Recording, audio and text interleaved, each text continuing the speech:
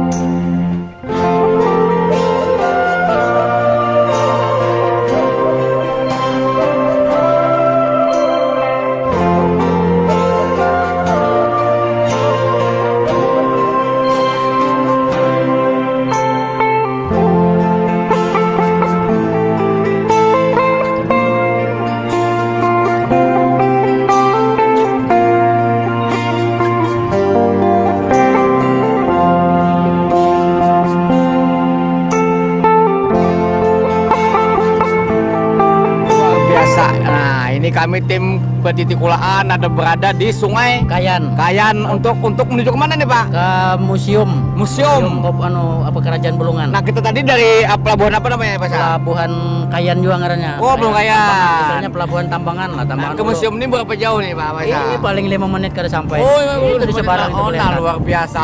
Wah ini daerah ini memang wisata di Bulungan nggak Pak? Ya ini salah satu wisata Bulungan. Ya ini tadi miniatur miniatur.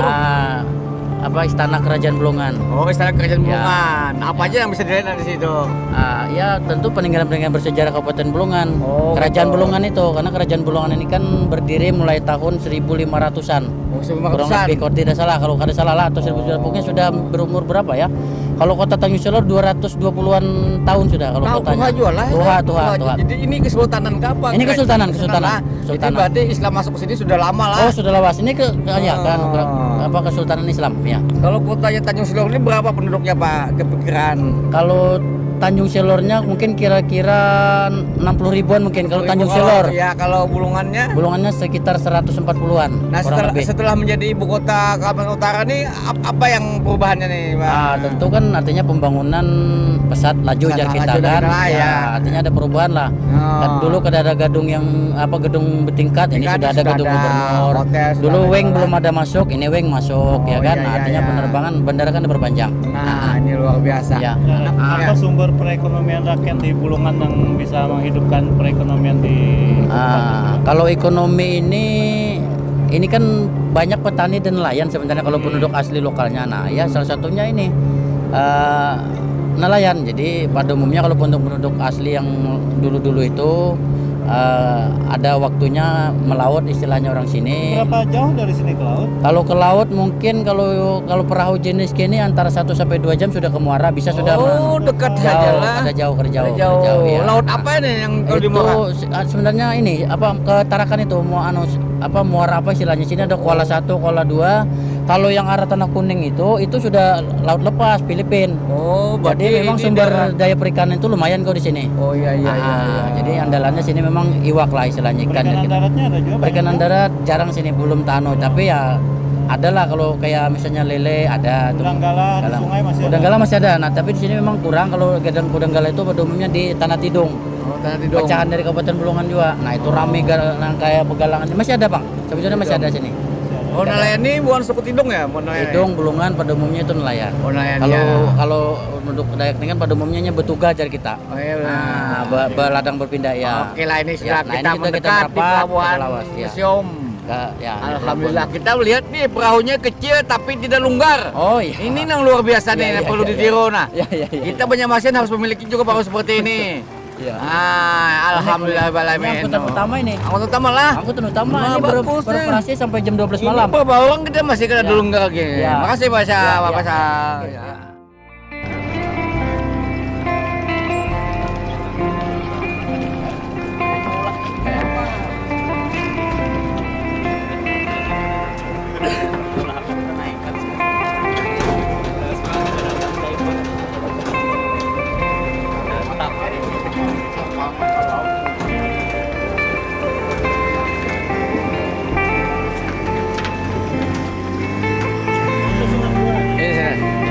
Sini.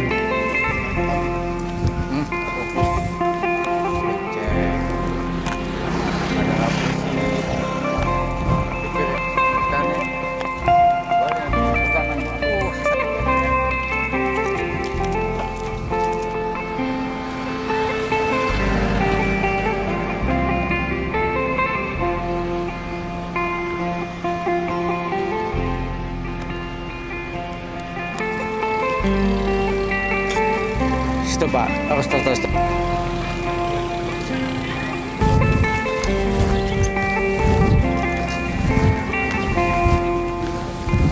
Sultan.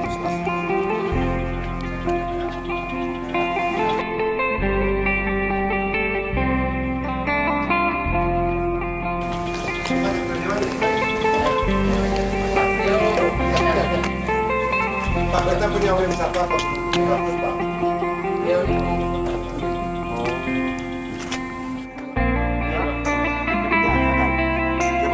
Iya.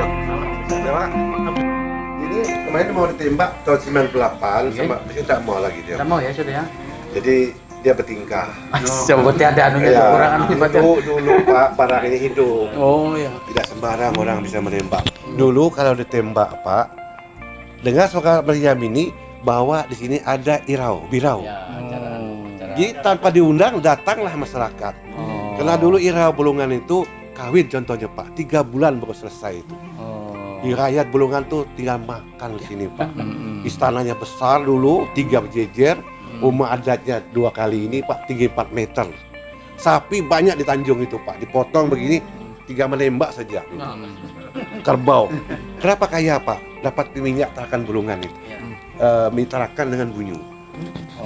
Sedangkan dapat minyak dari Belanda. Sedangkan Kutai itu kaya raya dapat minyak dari Anggana sangat-sangat. Sampai sekarang Kutai itu yang di laut itu 450 triliun per tahun masuk ke pusat. Kalau diri sendiri Pak terkaya di dunia mungkin. Iya betul Pak. Kutai itu. Batu baranya saja 1 hari 1 juta ton Pak. Tidak percaya Bapak ke Samarinda, duduk aja di sungai itu. 20.000 ton. Belum habis 20.000 ton lagi. 1 juta satu hari. Itulah Kutai Pak. Silakan masuk. Sampai dijelaskan itu.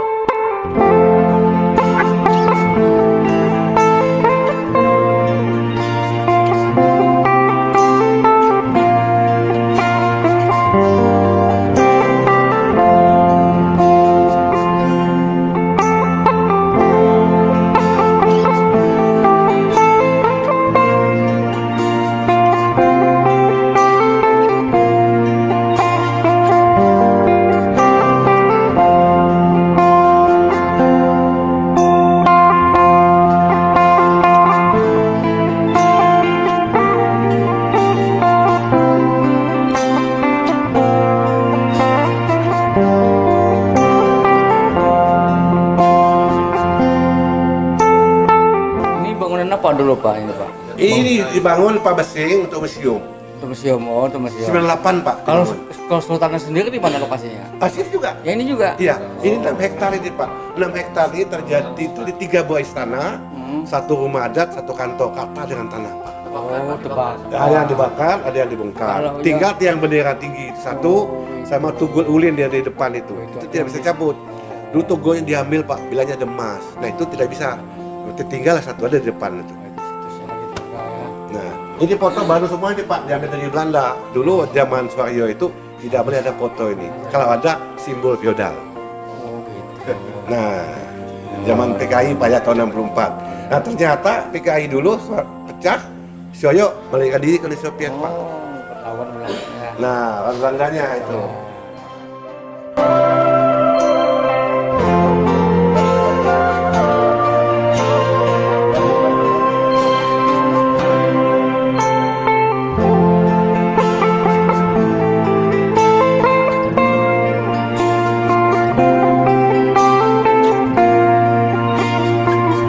Kita berharap pemerintah lebih perhatian lah terhadap lokasi ini karena ini Ya. sejarahnya tinggi. Nah, maksud kita seperti itu. Gimana peran pemerintah Ya daerah? jadi sekarang? begini Pak, kita dulu orang Pak Besing ini kan orang luar.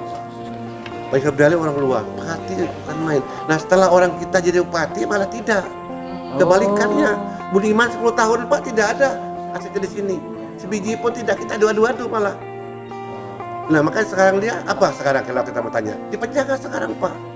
Itu kalau yang jadi setelah jadi kaltarannya masih gimana? Ya sama juga. Nanti Bapak, saya sudah membawa wartawan dari Jakarta. 4 kali saya bawa ke sini Pak, membuat buku. Buku saya sampaikan juga sama gubernur, sama bupati, sama DPR. Ada nanti sekarang. Bahwa ini.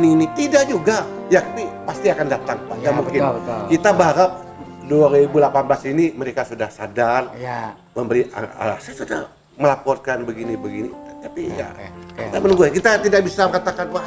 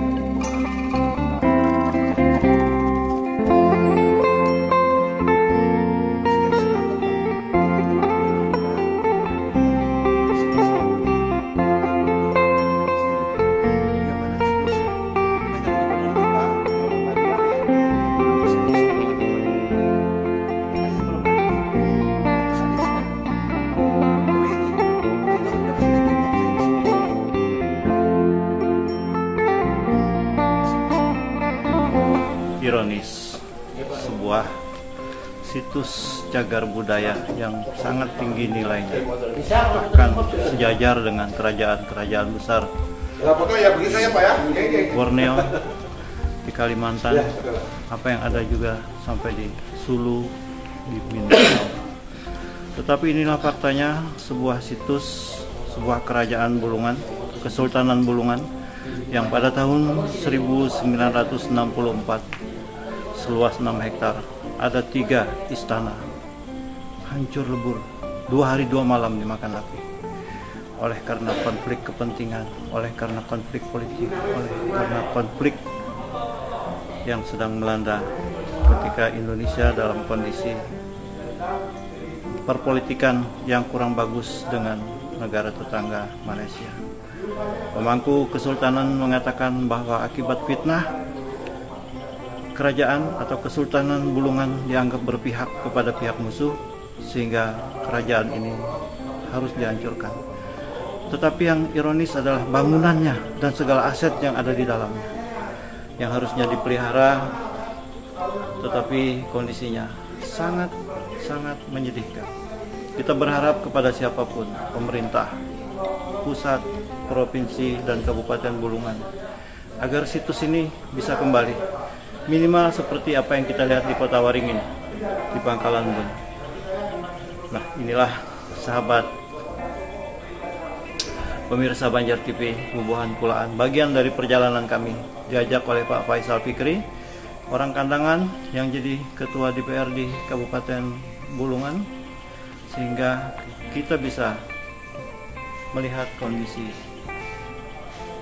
museum yang bekas Kerajaan Bulungan ini.